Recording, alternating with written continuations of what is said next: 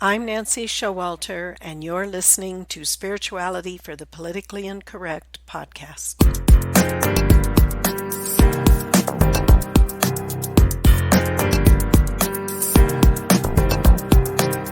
Welcome, all radical paradigm shifters and creative change makers. You who dare to create a better life and a better world.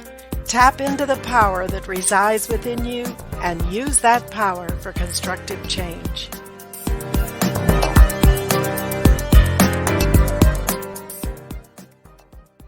Hello and welcome to today's episode where we're exploring 5 keys to God mastery.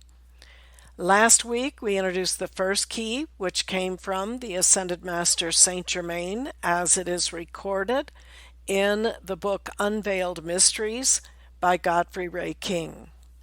Today we are talking about the second key that comes from the Ascended Master Kuan Yin, who is known as the Goddess of Mercy. And she shares with us some very beautiful teachings on why we pursue God mastery. She said, "Blessed heart, step by step the flame of God mastery is won. But I tell you, a key that is on the mercy ray as a twin flame flower to this illuminating discourse. The key to mastery of the low-grade levels of irritation in your life is love. A love so great, a love whose contact is so real, with me for one, with God where I am, with every ascended sun, a love so great that you cannot leave the bliss of our oneness to go out into the dark night of the astral discord or irritation that is the grating of the discarnates and demons." She says, "Love then is the conquering of the path, an effulgent, overflowing mercy for all life." And then she explains what she's talking about, this mercy for all life. She says, "This is not mercy with evil or the evildoer. It is always mercy for the light locked in, the very atoms of being everywhere. Mercy for God, imprisoned by human hate and hate creation." So think about this teaching. We know all beings come from God because there's no other source. So she's saying that we are to love the light of God locked in the very atoms of being everywhere. In other words, have mercy for God imprisoned by this human hate and hate creation.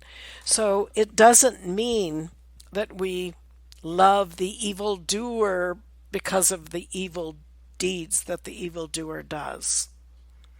It's really a shifting of the mindset to understand what kind of love, this divine love that we're talking about. So you can still have this love and still hold people accountable for any breaking of the law, whether human or God's law. So she goes further talking. She says, "You can love God so much at the very center of each part of life that you remain unconcerned by the most outrageous manifestations of anti-love and anti-God. They are all around you. I need not remind you of the betrayers of our flame, but only to show you that it is the better part of wisdom not to play their game, not to meet them on their field of discord and briars and barbed wire and land that is mined, waiting to trap those whose misplaced courage places them on the field where they ought not to be." What Kuan Yin is saying here is, rather than engaging with the evil or evildoer, all of these outrageous manifestations that are all around us in life, that basically we understand that we're not going to meet them at their level because they're actually waiting, she says, to trap those who have this misplaced courage, thinking that they need to jump right in and challenge everybody and tie right into this energy of these fallen ones. Now, That does not mean that we do not speak truth and challenge untruth, but it's not on their field of discord and briars, as she said. It's from the level of your Christ self, your higher self, that you interact and you are in the world, but not of the world, as the saying goes. So this is very important to realize. God is everywhere. God is all things. And He gives to His sons and daughters choices as to how to create with this light that is our very existence. And that's where we come into free will, choices that are made. People can commit evil deeds, can actually choose the evil path of misusing God's energy continually, or maybe it's just mistakes or evil things they do that do require accountability.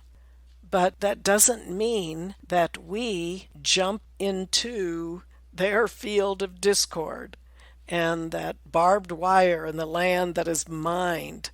So it's kind of a trick that the fallen ones will place upon the sons and daughters of God to get them involved in fighting them and resisting and being on their level. And that's really not where we want to speak our truth and manifest truth and hold those that are injuring any other part of life accountable, because that is true love. So we're talking about this divine love. So this is the second key to God mastery, and that is love. Love at the level that we're discussing here. Simple, but it's not always that easy. But it is our calling, if we are to achieve God mastery, to love at that divine level. So that's key number 2. So let's take this time this week to examine how is it that you observe evil, so-called evil of the world, and people that are doing evil things. And we know many things are paraded before us daily of abuses and evil actions by individuals.